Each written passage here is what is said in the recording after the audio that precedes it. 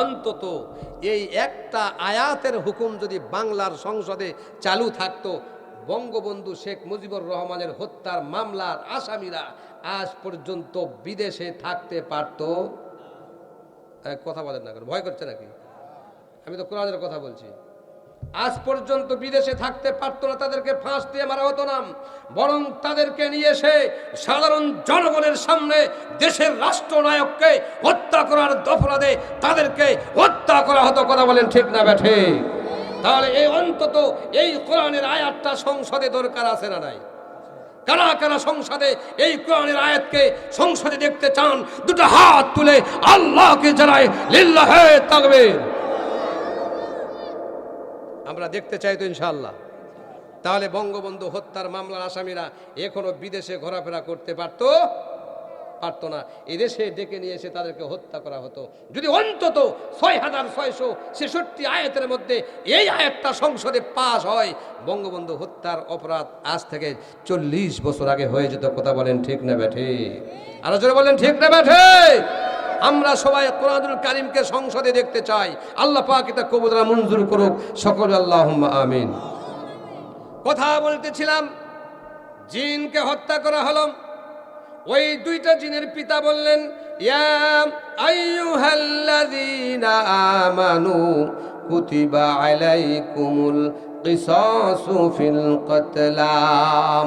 আমার আল্লাহর হুকুম মতে, কোরআনের হুকুম মতে, ওহির বিধান মতে তোমাকে হত্যা করা প্রয়োজন ছিল, কিন্তু তুমি মসজিদের ভিতরে 3 বার বলেছ জিন হলে চলে যাও, জিন হলে চলে যাও, জিন হলে চলে যাও।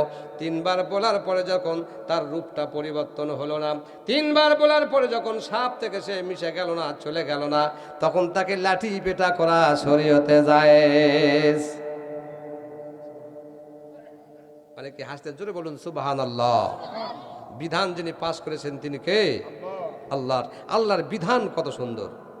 আমার কলিজার টুকরা এলাকা ভাইয়েরা, কিন্তু হত্যার আসামিকে বলল তুমি 3 বার বলেছ চলে যাও, চলে যখন যায় নাই, রূপ যখন পরিবর্তন করে নাই, তখন তুমি তাকে হত্যা করেছ। ঠিক আছে, তোমাকে আমরা হত্যার দায়ে হত্যা করব না।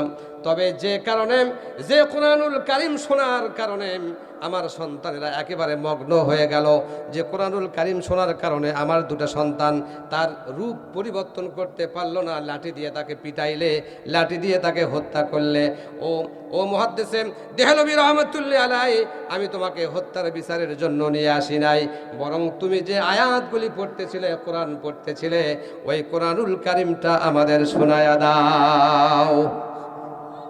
আর জোরে বলুন সুবহানাল্লাহ। তাহলে কি জন্য উঠে নিয়ে গেল? কোরআন শোনার জন্য। কি শোনার জন্য? কোরআন শোনার জন্য। এবার শাহ ওয়ালিউল্লাহ মুহাদ্দিস শাহ দেহলভী রহমাতুল্লাহি আলাইহি কোরআনুল কারীমের ভিতর থেকে সূরা আর রহমান তেলাওয়াত করতেছেন। সুবহানাল্লাহ, জোরে বলুন সুবহানাল্লাহ। বিসমিল্লাহির রহমানির রহিম।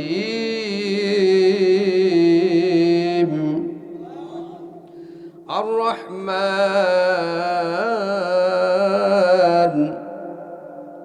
আল্লামাল কুরআন